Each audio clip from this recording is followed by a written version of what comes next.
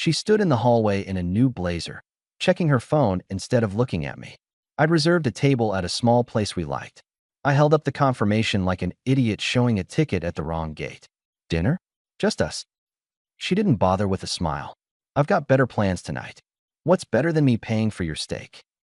Liv invited me out. We're doing a girl's thing. Late. So the answer is no. Right. She grabbed a clutch, dabbed on lipstick at the mirror by the door, and left me in the quiet house like I'd been a contractor who finished the drywall and could go now. If I'd known where that tone was headed, I'd have skipped the reservation, the flowers, and a few months of wishful thinking. I sat at the kitchen island and stared at the candles I'd set aside. The dog nudged my knee, confused. I poured sparkling water into 2 glasses and let one sit there until the bubbles died. Then I ate a leftover meatloaf sandwich over the sink because plates apparently were too optimistic for the night. The next morning, I put on coffee and waited for a chance at a normal conversation. She came down late in sweats, earbuds in.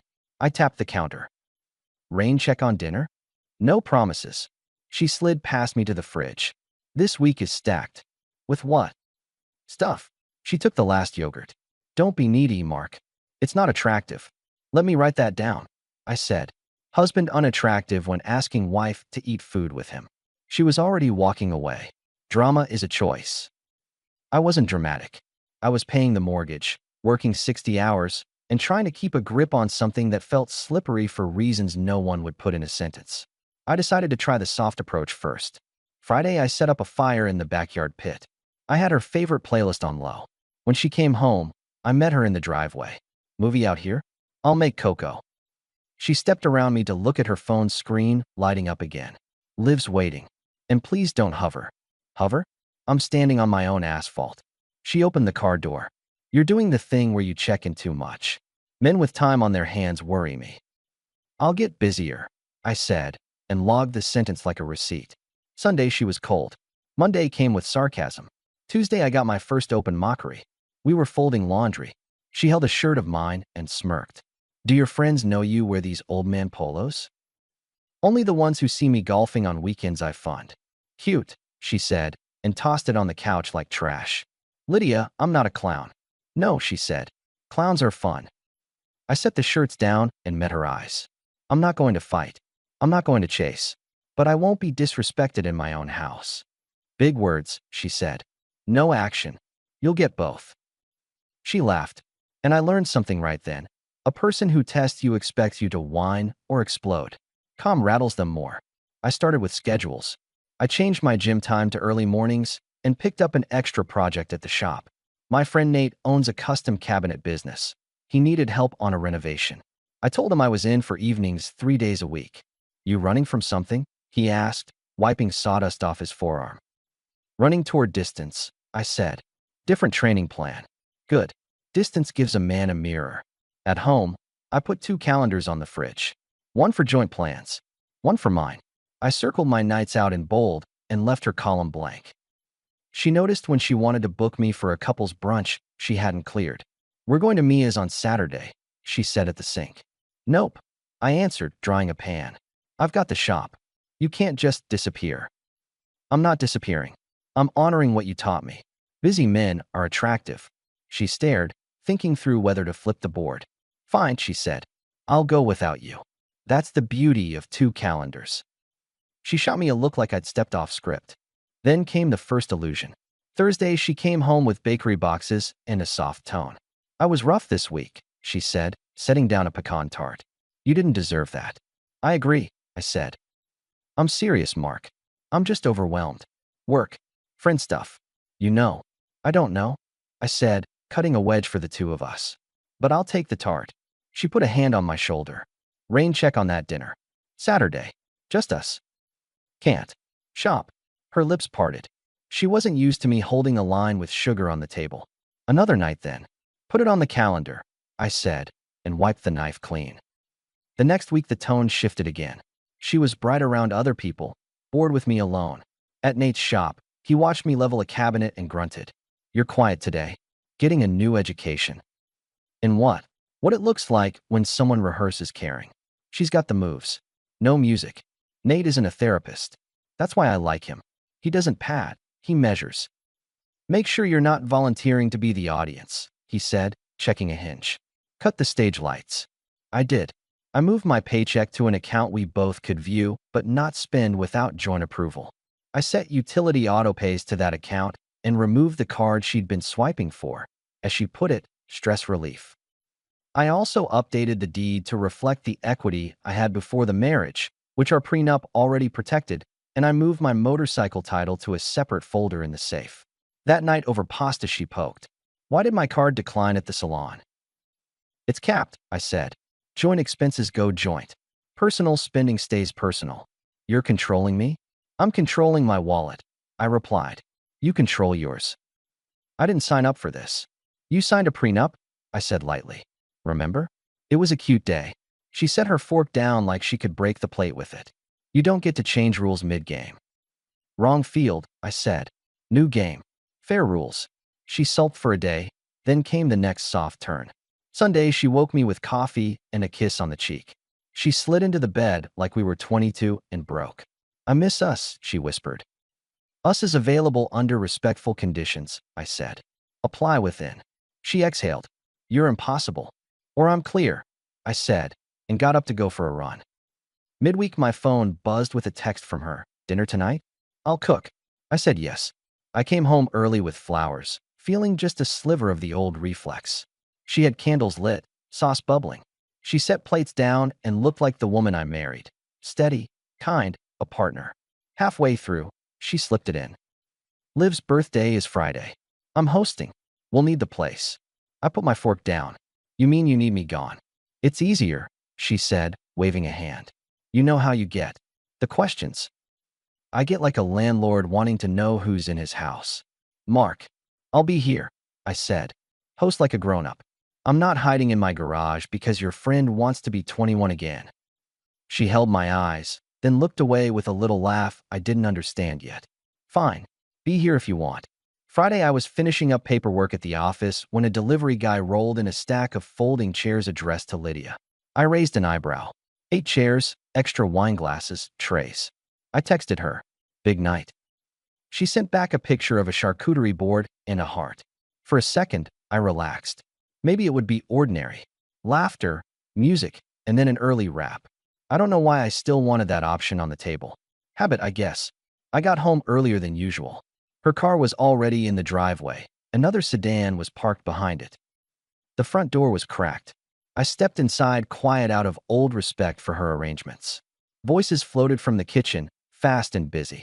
I reached the foyer and froze. Christmas is perfect, Liv was saying. He'll be soft that day. Make it clean. He'll crumble, Lydia answered, calm. He hates conflict. He'll sign. Then we do the split, and I'm done. Another voice giggled. You'll walk with the house. He never pushes. Lydia's tone turned technical. Prenup doesn't cover everything. I'll use, the narrative. He's rigid. Cold. That thing with his hours. It'll play. They were in my kitchen, around my island, drawing blueprints to leave me stripped, counting on the exact man I refused to be. My hand didn't shake. I slipped my phone from my pocket, hit record, and held it low by the front closet. They kept talking. Details. Timelines. Laughter at my expense. How I'd take the hit at the table. How I'd stay quiet to keep the peace like I always did. They wrapped their plan up in napkins and giggles, and I eased the phone into my back pocket. Then I pushed the door open loud enough to be heard, clapped once, and stepped in. Ladies, I said, hanging my keys on the hook. Smells festive. 4 faces turned, a synchronized performance. No one met my eyes without a smirk. Lydia's smile was laminated. We were just planning Christmas, she sang. Yeah. I picked up a grape. Fun. What are the details?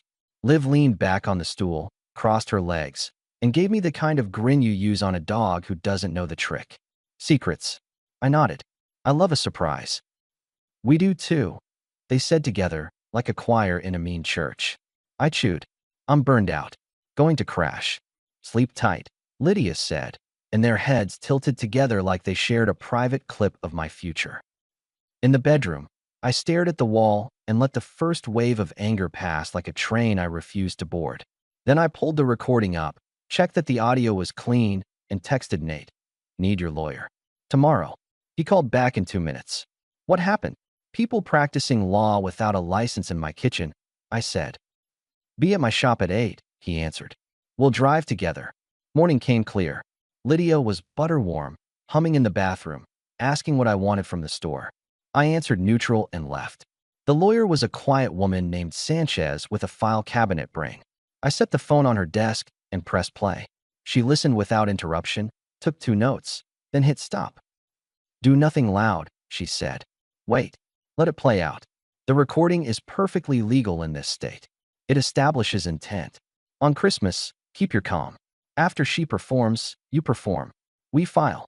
She gets nothing she's not due. She won't like it. Understood. You'll need to separate access now, she added. Be boring. Routine. If she notices you change the locks on the safe, you tell her you're tightening the house because of porch pirates. I'm very concerned about porch pirates, I said. Good, Sanchez replied. Be concerned about a lot of things that aren't this. I went home and did exactly that. I set direct deposits, moved sensitive documents to a safety deposit box, and calmly asked the locksmith to rekey the safe, not the front door. I put the will and the motorcycle title where only a bank could guard them. I coached myself in the mirror. Neutral, practical, no speeches. At night, Lydia put on the performance of a lifetime. She cooked. She asked about my day. She squeezed my arm in the grocery store like we were on year 1. I gave what I considered fair, basic respect, short answers, and no new promises. One evening I was reading on the couch when she sat down, slipped her feet under my leg, and rested her head on my shoulder. You're different, she said, almost sweet.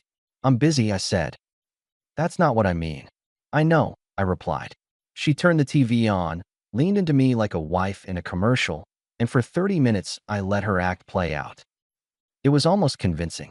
Then my phone buzzed with Sanchez's email confirming next steps, and the spell broke like a cheap light bulb.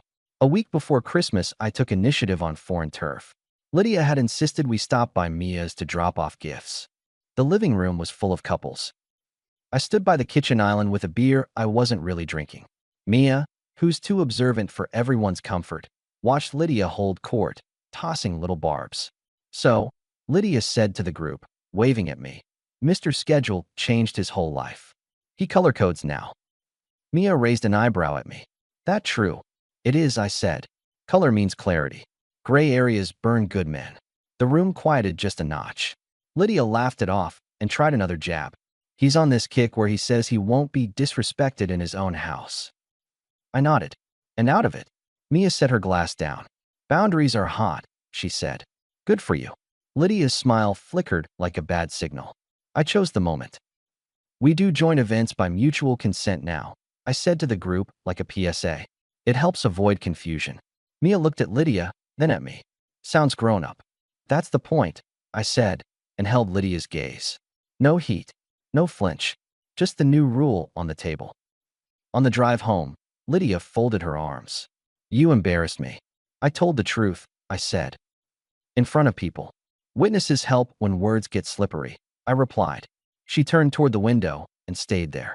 2 days of frost followed. Then came the second illusion. She booked us a weekend at a bed and breakfast without asking. She printed the confirmation and slid it to me like a prize. I want to reset. Nice thought, I said, and not happening. You don't book my time without my consent. She tried the wide-eyed act. I'm trying here. No, I said, voice level. You're trying to keep the presentation going. But I'm not a reviewer. I'm the customer. And I'm returning the product. She stared, calculating. You're hurting me. I'm protecting me. Christmas morning arrived clean and bright.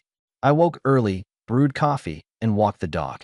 I looked around the block at porches with inflatable deer tilting in the wind and thought about how every house holds a secret. Ours held a show scheduled for dinner. Lydia was the picture of cheer when guests started arriving. Her parents came first, warm and loud. They've always liked me. Her mother hugged me. You look good, she said. Healthier, her dad added. Eyes clear. Early mornings, I said. And policy changes. What policy? He asked, chuckling. I don't argue after 9 p.m., and I don't sign anything on a holiday. He laughed, not knowing he'd just heard the ending. Nate and his wife arrived with a pie. He gave me a small nod across the room. Mia came with her boyfriend, sharp eyes scanning the energy like a cop at a parade. Liv arrived late with a brittle smile, kissed Lydia's cheek, and scanned me like I was a product she'd mispriced. Dinner was loud. Lydia played gracious host, topping glasses, complimenting pies, laying a careful hand on my shoulder when I stood to grab a serving dish. I didn't flinch. I enjoyed the ham. I asked her dad about fishing. I laughed at Nate's story about a client measuring with his thumb and calling it a tool. I relaxed into the knowledge that sometimes the safest place in a storm is the exact center. An hour in, Lydia stood, glass in hand. Her voice softened. "I want to toast my husband," she began. "Mark, you are steady and responsible. You keep everything working. I appreciate that." "Thank you," I said. "And because I respect you, I also want to be honest in front of the people we love." She lifted a manila envelope from behind her chair. "I've started the process to end our marriage. It's not a decision I take lightly. I believe it's the right one. I'm asking for grace as we separate kindly." For a second, the world stopped like someone hit pause on a remote. Then I heard a small gasp from her mother, a whispered, "What?" Nate's low, "Huh?" and Liv's quiet, satisfied exhale. Lydia extended the envelope to me like a boss handing a pink slip. I didn't take it. I let the silence stretch until even the ornaments seemed to listen. Then I smiled. "Darling," I said, "I brought you something too." Her head tilted, thin panic flashing behind her eyes before she tucked it away. "What could that be?" Liv asked, brittle. "A proof of purchase," I said, and pulled my phone from my pocket. "Before we continue, I want everyone to hear a small piece of planning that took place in this house." "Mark," Lydia started. I raised a hand and pressed play. The living room filled with the sound of their own voices from 2 weeks prior. The details were plain. The laughter was worse. Her father reached for the arm of his chair like he needed something to hold. Her mother's hand flew to her mouth. Mia's eyes cut to Liv, then to Lydia, even and cold. Liv stood up, took one step toward the door, then sat again like she'd misjudged the distance. When the recording ended, I set the phone down on the tablecloth like a knife I no longer needed. Her dad spoke first, voice low and hard. "Lydia, what is this?" She tried to assemble a story. I was hurt. He's been distant, rigid. You heard him at Mia's." Her mother cut her off, sharp in a way I'd never heard. "Hurt is one thing. This is calculation." Liv stood abruptly, grabbing her purse. "I'm not getting dragged." Mia stepped aside to let her pass. "Cowards exit fast," she said without heat. Liv slipped out. The other two friends avoided eye contact and followed. The room kept its silence like a courtroom without a judge. Lydia turned to me, pushing tears that arrived late. "We're broken, Mark." I shook my head once. "We're finished," I said. Different word, different meaning. "Please," she said. "We can talk later." "We will," I replied. "But not about us. About logistics." Her father leaned forward. "Mark, what do you need from us?" "Witnesses," I said. "You just were." "That's enough." I stood, lifted my glass, and looked at everyone but her. "This calls for a double celebration," I said. "Anyone hungry for a real meal at a place where the host doesn't plan ambushes? My treat." Nate barked a laugh, stood, and clapped me on the shoulder. Mia nodded, grabbed her coat, and offered Lydia's mother an arm. The room moved like a tide. Lydia stood too, reaching for me. "You're leaving me here?" she asked, voice rising. I met her eyes. "You need time to pack. You're moving out tonight." "You can't." "I can," I said, mellow and final. "Keycards already set to guest. Your essentials are in the blue suitcase in the hall. I hired movers for the rest this week. My lawyer will contact yours. Enjoy the quiet." "Mark," I turned to her parents.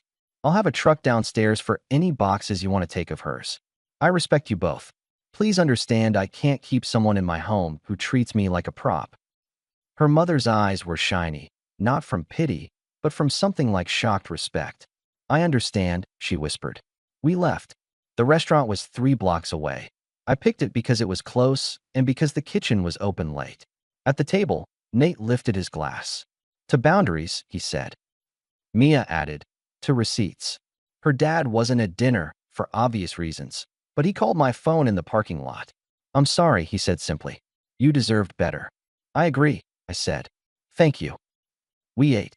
We laughed. We did not talk about the past like a highlight reel. We talked about future projects, about a fishing trip in spring, about the best way to train a stubborn dog. Halfway through the meal, my phone lit up with Lydia's name. I let it ring. She called again. I sent it to voicemail. The third time, I answered. "I'm sorry," she said fast. I was confused. I thought. "I'm at dinner," I said. "Do something useful. Pack. Please. Don't throw me out on Christmas." "You threw yourself out 2 weeks ago," I replied. "I'm just opening the door you built. You can't even talk to me?" "I am talking," I said, and ended the call. By the time I got home, her car was gone. The blue suitcase spot on the hall floor was empty. I walked through the rooms and took stock like a foreman after a shift. Every essential I needed was still there. Every essential I didn't want was leaving. I slept hard. In the morning, I made coffee and called Sanchez. "It's done," I said. "Good," she replied. "I'll file today." The following weeks were full of quiet mechanics. Movers came and went. Her name came off accounts. The house breathed. I changed the paint in the living room not because I needed a new color, but because I loved the smell of wet work and fresh decisions. The dog followed me around like he'd been waiting for the new schedule too. Word traveled. Mia texted, short and surgical, "Proud you kept your calm." Liv posted a photo of a martini with a caption about fresh starts that made me laugh out loud. Nate brought over a slab of oak, and we built a new dining table in the garage, both of us silent except for measurements and saw instructions.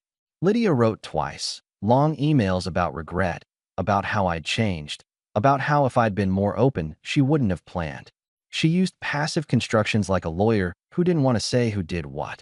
I responded once. "You made choices. I made different ones. All the best." Her mother texted once. "I'm sorry. We love you." I answered, "I know. Thank you for being decent humans in a hard week." Spring came, and with it, a better rhythm. I moved some cash into the business with Nate and took a formal stake. The work felt clean. There's something satisfying about installing a cabinet that hangs perfect, opening and closing a door that answers your hand the same way every time. No surprises. Everything square. On weekends, I started hiking with a group out of a local gym. A woman named Erin kept pace with me up a switchback one Saturday. She has a dry way of talking that fits me. "You're efficient," she said, stepping around a rock. "I prefer clear to fast." "Good motto," she said. Clear beats cute. We started getting coffee after hikes, then dinners that lasted too long because neither of us was trying to perform. One night she asked, "What's your policy on shock at holidays?" "I don't sign anything on one," I said. She laughed and didn't ask for the backstory. By summer, the house was different. Not just in paint and furniture, but in air. Friends came by for barbecues and stayed late telling stories. We built a shelf wall in the office. I stopped bringing my phone to the table. When I looked up, there were people I respected sitting across from me, steady and direct. Every now and then I'd hear a scrap about Lydia. A mutual acquaintance mentioned she tried a condo downtown and moved out 3 months later. Someone else said she was between jobs. I don't root for anyone to fail. I do believe in consequences running their route. She learned that a show stops working when the audience leaves, and more than that, when the stage manager locks the door. One afternoon, Nate and I finished an install in a clean new build with big windows. We stood in the kitchen and looked at our work. Straight lines, level drawers, the kind of thing a homeowner would touch and trust for years. "Solid," he said. "Square," I answered. He glanced at me. "You're good." "I'm better than I was," I said. "I sleep. I lift. I eat meals with people who mean what they say. I have a woman who asks before she adds me to a plan. That's a win." "It is," I said. "If you want a moral, I don't have one. I have a rule. A man who respects himself will stop feeding a fire that only warms the person mocking him. He'll cap the line, turn the valve, and leave the room with his head up. You don't argue with a plan built on your silence. You make the room loud with facts and take your coat." On Christmas, I didn't lose a marriage. I ended a theater run, and I started something else I like a lot better. A life where my house is a place people don't whisper schemes in, where my table is for eating, not for ambushes, and where the only surprises are the kind I plan myself.